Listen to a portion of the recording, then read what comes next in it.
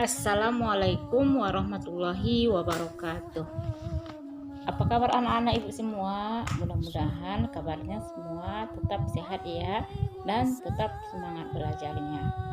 Anak-anak ibu, hari ini kita belajar pendidikan agama Islam dan budi pekerti. Sebelum kita mulai belajar, terlebih dahulu kita baca doa bersama. Bismillahirrahmanirrahim. Rabbi zidni ilma warzuqni fahma wa amalan sholiha. Amin. Anak-anak ibu, materi kita hari ini yang pertama adalah hidup rukun. Yang kedua adalah hormat dan patuh kepada orang tua, guru, dan anggota keluarga. Tujuan pelajaran: siswa mampu memahami makna hidup rukun.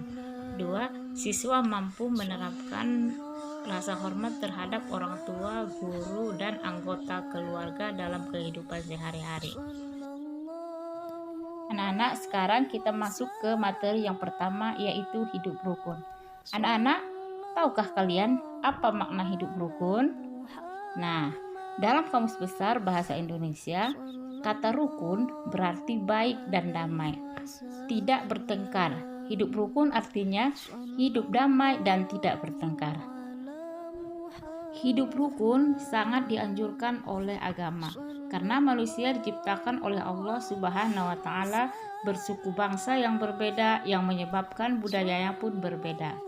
Namun, kita diajarkan untuk saling rukun, karena dalam pandangan Allah Subhanahu wa Ta'ala hanya orang yang bertakwa yang membedakan satu dengan yang lainnya.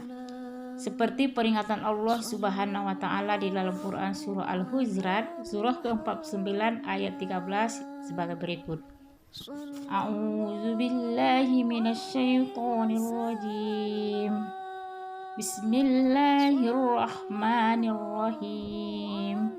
Ya ayyuhan nasu inna khalaqnakum min zakarin wa unsa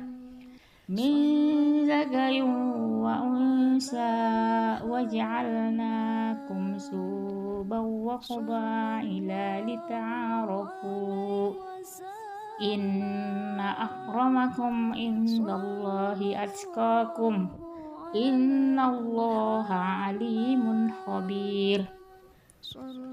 Artinya, wahai manusia, sungguh kami telah menciptakan kamu dari seorang laki-laki dan seorang perempuan.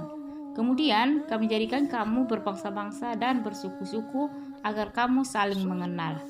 Sesungguhnya yang paling mulia di antara kamu di sisi Allah Subhanahu wa Ta'ala ialah orang yang paling bertakwa. Sungguh Allah Maha Mengetahui, Maha Teliti. Anak-anak, dari ayat di atas memberitakan bahwa Allah Subhanahu wa Ta'ala menciptakan manusia berpasang-pasangan dan bersuku bangsa. Orang yang paling mulia di sisi Allah Subhanahu wa Ta'ala adalah orang yang paling bertakwa. Kita hidup di dunia ini tidak sendiri dan selalu membutuhkan bantuan dari orang lain. Kita hidup membantu atau dibantu, baik langsung atau tidak langsung. Ketika kita sakit di kelas, teman dan guru kita yang membantu. Bahkan ketika kita masih kecil dan belum bisa berjalan, orang yang menggendong-gendong kita adalah orang tua, kakak, nenek, atau tetangga kita. Oleh sebab itu, kita harus menghormati mereka semua. Jadi, dalam bergaul dengan teman-teman di sekolah atau di lingkungan, kita harus mendukung dan mengutamakan kerukunan. Nah, anak-anak, perhatikan contoh hidup rukun sebagai berikut. 1. Setiap akan berbicara atau melakukan kegiatan harus diperhitungkan baik dan buruknya. 2. Menghargai orang lain, orang tua, yang lebih tua, kakak, adik, teman yang beragama lain, teman yang berasal dari daerah lain. 3. Berbicara yang baik, tidak dengan kata-kata yang kasar yang membuat orang lain marah atau sakit hati. 4. Dalam bertindak, mengutamakan kepentingan orang banyak daripada kepentingan pribadi, atau dalam bertindak tidak egois yang selalu mementingkan diri sendiri. Masih banyak lagi contoh-contoh yang lainnya. Adapun perbuatan yang membuat hidup kita tidak rukun. Yang pertama, berbuat lebih mengedepankan emosi atau cepat marah, bukan dari akal sehat. 2. tidak menghargai orang lain atau menganggap diri sendiri paling benar dan paling pintar. 3. Suka mencela dan mengolok-olokkan teman. Perbuatan mengolok-olokkan atau mencela seringkali menjadi pemicu suatu pertengkaran atau perkelahian. 4. Suka berbicara kasar dan merendahkan orang lain. Dan masih banyak lagi contoh-contoh yang lain. Anak-anak, materi tentang hidup rukun sudah selesai. Sekarang kita lanjutkan materi berikutnya, yaitu hormat dan patuh kepada orang tua, guru, dan anggota keluarga. Anak-anak, kita sebagai anak muslim, kita harus memiliki rasa hormat, sayang, dan patuh kepada orang tua, guru, dan anggota keluarga. Orang tua yang memelihara dan membesarkan kita, dan guru yang mengajar kita agar bisa membaca dan menulis. Sudah sepantasnya kita menghormati dan mematuhi nasihat guru. Allah Subhanahu wa Ta'ala telah mengingatkan di dalam Al-Quran Surah An-Nisa ayat 36 sebagai berikut. A'udzu billahi minasyaitonir rajim. Bismillahirrahmanirrahim. Wa'budullaha wa la tusriku bihi syai'an wa bil walidaini ihsana wa bidhil qurba wal yatama wal masakini wal jari dzil qurba wal jari dzil junubi was sahibi bil jambi wa banis sabil wa ma malakat aymanukum innallaha la yuhibbu man kana muhtalan fakhura. Artinya, dan sembahlah Allah dan janganlah kamu mempersekutukannya dengan sesuatu apapun, dan berbuat baiklah kepada kedua orang tua, karib kerabat, anak-anak yatim, orang-orang miskin, tetangga dekat dan tetangga jauh, teman sejawat, ibnu sabil, dan hamba sahaya yang kamu miliki. Sungguh Allah tidak menyukai orang yang sombong dan membanggakan diri. Adapun hadis Rasulullah Shallallahu Alaihi Wasallam yang mendukung untuk berbuat baik kepada orang tua, yaitu Bismillahirrahmanirrahim. Man barra walidayhi tuba lahu wa zadallahu fi umri. Artinya, barang siapa yang berbuat baik kepada orang tuanya, akan menjadilah ia sebagai orang yang paling baik dan akan dipanjangkan umurnya. Hadis riwayat Al-Bukhari.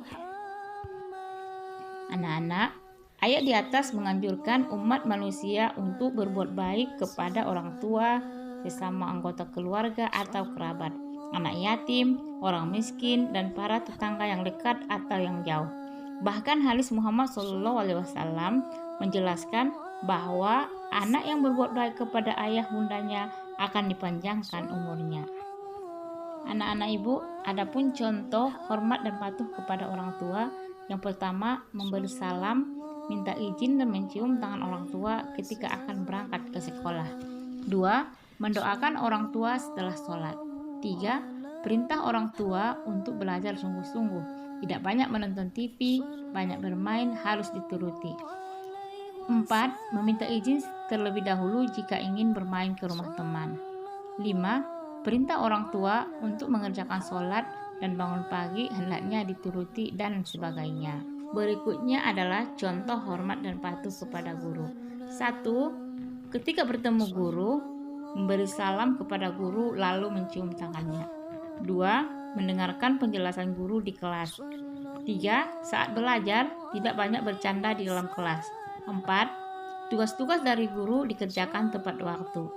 5. Nasihat untuk kemajuan siswa-siswi harus dipatuhi. 6. Larangan guru agar tidak mencoret-coret dinding di kelas, tidak berkelahi dengan teman atau mengganggu teman di kelas hendaknya dipatuhi. Berikutnya adalah contoh dan patuh kepada sesama keluarga. 1. Jika bertemu saudara atau pemilih yang lebih tua seperti nenek, kakek, paman, bibi, atau kakak, hendaknya memberi salam dan mencium tangannya. 2. Mematuhi setiap nasihat kebaikan dari anggota keluarga yang lebih tua. 3. Terhadap adik yang lebih muda hendaknya disayangi. 4. Tidak menghidupkan radio atau televisi jika ada anggota keluarga yang sedang sakit. Baik anak-anak, sampai di sini materi pelajaran kita hari ini. Mudah-mudahan setelah mempelajari materi ini, anak-anak bisa mengambil hikmah dari pelajaran tersebut dan bisa meneladannya dalam kehidupan sehari-hari. Untuk saat ini tidak ada tugas untuk anak-anak. Minggu depan insya Allah kita akan mengadakan ujian UTS. Batasnya adalah dari pelajaran 8. Dibaca-baca bukunya di rumah ya nak. Sekian dari Ibu Sidahi dengan ucapan Alhamdulillahirobbilalamin. Assalamualaikum warahmatullahi wabarakatuh.